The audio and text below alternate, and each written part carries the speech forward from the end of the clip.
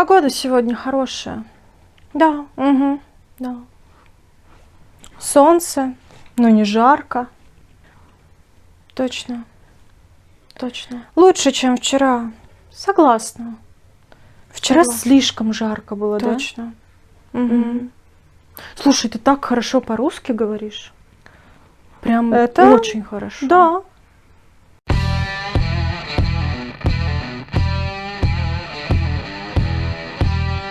Всем привет, друзья! Меня зовут Мария, и добро пожаловать на мой канал о русском языке Sound Like a Russian. Сейчас я нахожусь в среде нового для себя языка. Я сталкиваюсь с непониманием, недопониманием, с тем, что не могу полностью выразить то, что я хочу, не могу поддержать разговор, но вот этот последний пункт «поддержать разговор» — это то, что начинает получаться в первую очередь.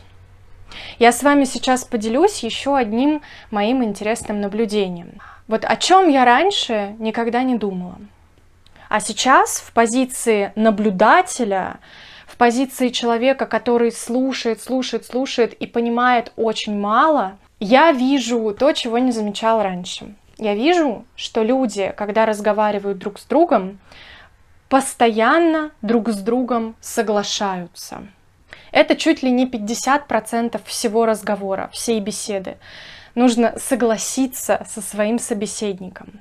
Причем согласиться не просто кивнув головой, а поддержав и поощрив своего собеседника какой-то словесной формой. Вот эти формы согласия и поощрения я усвоила в первую очередь, находясь здесь, потому что именно эти слова, носители языка повторяют чаще всего.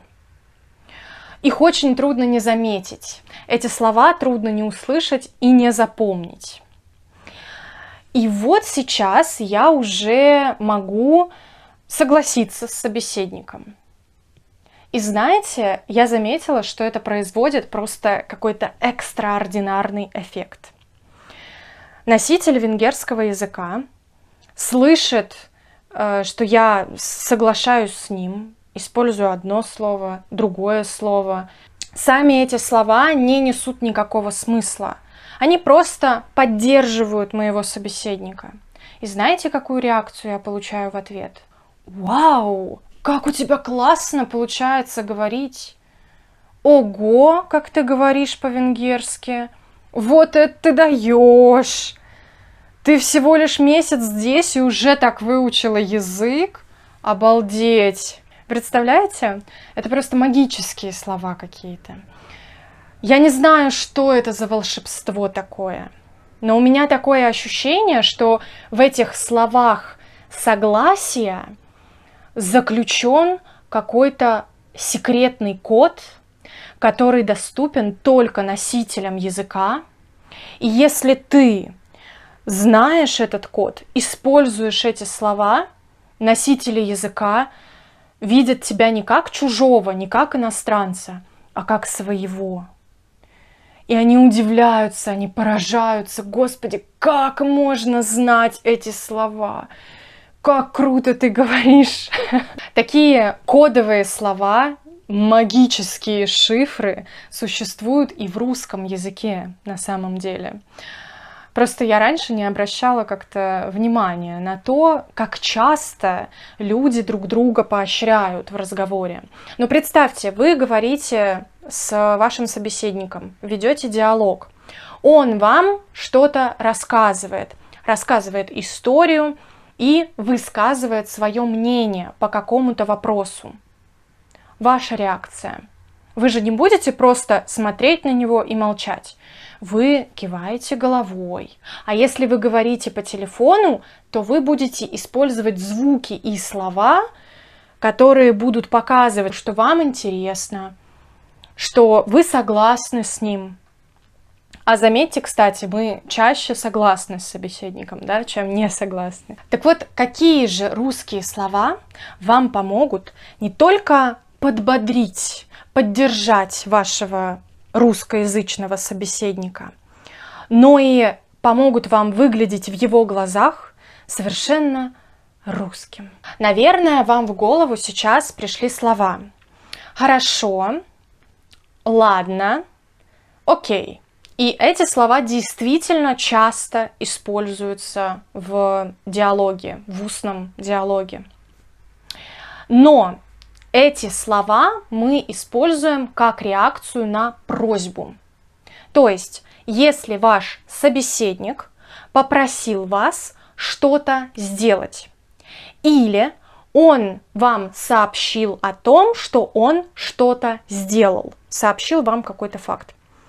И вы показываете ему, что вы поняли его. Хорошо, я это сделаю. Ладно, договорились. Хорошо, я понял, что ты ушел. Ладно, понял, тебе звонить не надо. То есть это не совсем согласие. Вот эти 3 слова: хорошо, ладно, окей, понял, договорились. Это не совсем согласие, как вы понимаете. Я подобрала для вас 10 формул согласия, которые помогут вам поддержать беседу и поощрить вашего русскоязычного собеседника. Какие-то из этих слов совершенно нейтральные, то есть нейтрального стиля. Их можно использовать в совершенно любом разговоре. Какие-то из этих слов гораздо низшего стиля, какие-то чуть более высокого. Наверное, мне не нужно пояснять, что если вы в неформальном разговоре со своими друзьями, за кружечкой пива будете использовать вот эти слова из верхней группы, то вы будете звучать немножко странно, может быть смешно, может быть экстравагантно. Зависит от того, какой эффект вы хотите произвести. А если вы в формальной беседе будете использовать слова из низшей категории, то это будет звучать неуместно или смешно. Тоже зависит от ситуации. В общем, все мы с вами люди взрослые, все мы понимаем, что слова, которые я вам приведу, при частом использовании становятся словами-паразитами. И если вы их используете постоянно и не используете никаких других речевых средств, то ваша речь не становится богаче, а наоборот, она рискует стать беднее. Так что будьте осторожны. Но все равно даю этот список, потому что, черт побери, мы все равно используем эти слова постоянно. И чтобы чувствовать себя комфортнее, когда вы ведете диалог с русскоязычным человеком, эти слова можно использовать. Итак, первая строчка из серединки по стилю совершенно нейтральная, короткая, лаконичная «да». Вы можете украшать это «да» дополнительными призвуками, например, «ага». Вы можете сказать «это да», когда ваш собеседник приводит особо интересный аргумент, с которым вы особенно согласны. Да, это да, это да. Угу. Еще одно полезное слово – это согласна, согласна. Для женщин, а для мужчин – согласен. Угу. Даже не обязательно добавлять «согласна с тобой», просто «согласна», «согласна», да, «согласна». Как видите, можете комбинировать разные строчки. «Согласна», «да», «ага», «да», «это да», «согласна». Что еще можно сказать? Можно сказать «правда», «правда». Угу. Давайте добавим немножко метафоры в этот список. Даю вам вот такое выражение. С языка снял. Например, ваш собеседник говорит что-то, что вы хотели сказать, хотели озвучить, а он вас опередил. Вы с ним на одной волне.